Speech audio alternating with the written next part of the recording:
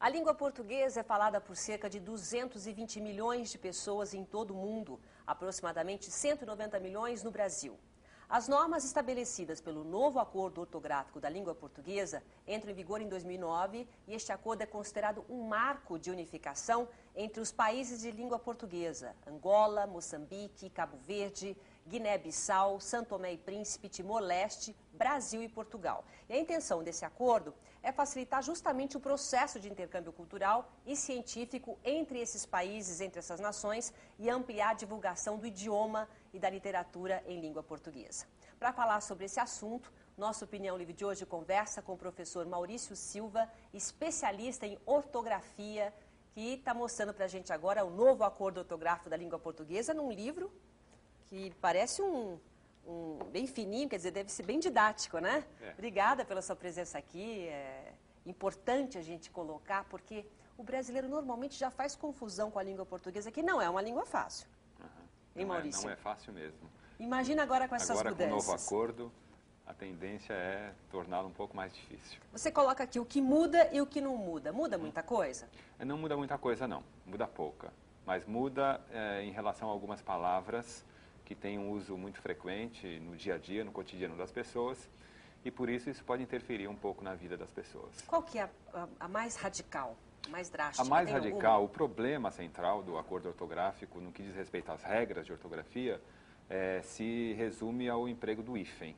As outras regras sobre as quais a gente pode falar são mais simples e talvez não causem muito impacto, mas a questão do hífen ainda é o calcanhar de Aquiles do acordo e ainda é o que tem preocupado muito os professores, os editores, os jornalistas de uma forma geral.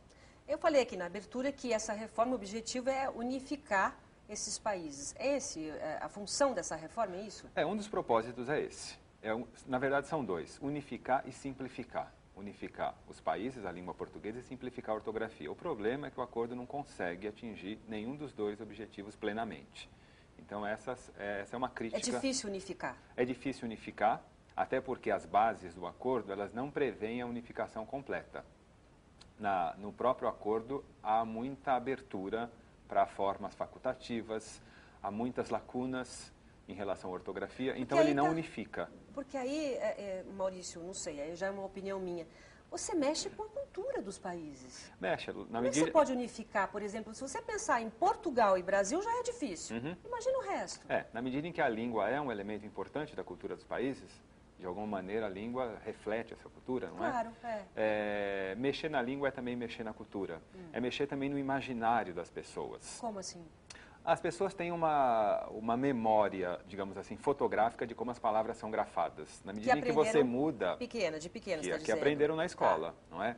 Na medida em que você muda essa memória, esse registro, isso acaba interferindo também no imaginário das pessoas. Isso vai ser uma mudança muito difícil, vai ser uma mudança lenta. Vai ser uma mudança lenta, talvez isso ajude para que as pessoas possam assimilar com mais calma essas mudanças.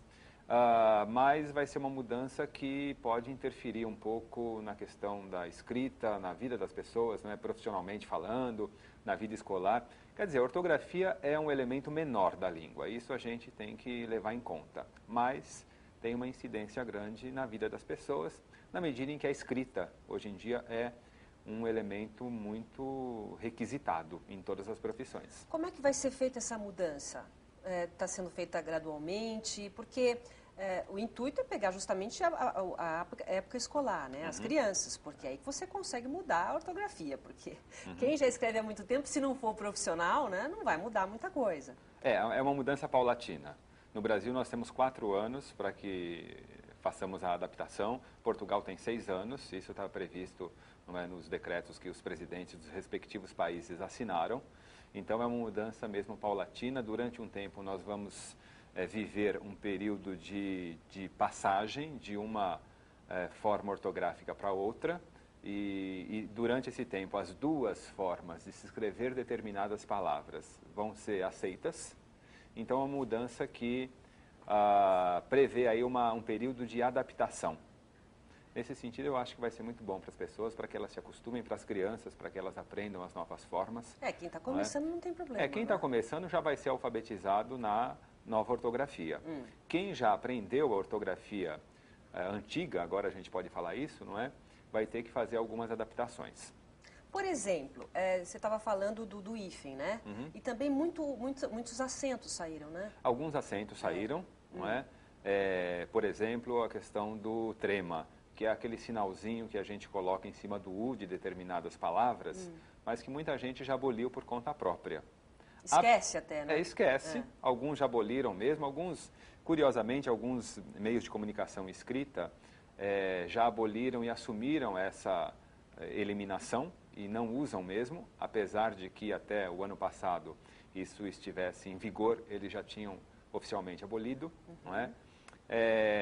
Mas o engraçado com o trema é que o trema é um sinal muito usado em várias palavras que a gente utiliza cotidianamente, mas as pessoas de fato aboliram por conta própria e algumas pessoas nem sabem que o hífen deveria ser colocado em determinadas palavras. Não é? Eu achei estranho, por exemplo, a crase. Não mexeram na crase? Não, a que crase falta não. que faz crase? A Nenhuma? crase, já teve um poeta que já disse que a crase não foi feita para humilhar ninguém, mas eu acho que ela acabou humilhando, não é? Porque não, né? é difícil a gente saber exatamente quando usá-la. Os alunos têm muitos problemas com a crase e realmente a crase não foi tocada. O trema foi talvez em razão disso, pelo fato de já não ser mais utilizado. Em Portugal não é mais, no Brasil é um acento vigente, ou era até antes do acordo. Mas Ficou também, uma coisa antiga, né? Ficou uma coisa ultrapassada. Mas há muitas palavras como frequente, 50, aguenta, que tinha trema, uma relação muito grande de palavras que tinha, mas as pessoas realmente não usavam. Então, acho engraçado assim, por exemplo, fizeram uma pesquisa, já que é uma unificação de países, aquilo que a gente falou no começo do programa, uma pesquisa também de costumes e avaliando o próprio país. Foi mais ou menos isso ou não? Não, essa pesquisa não teve, na verdade. Quem que fez essa mudança? O acordo, ele tem na base do acordo duas instituições importantes, que é a Academia Brasileira de Letras, pelo lado do Brasil, e a Academia de Ciências de Lisboa, pelo lado de Portugal.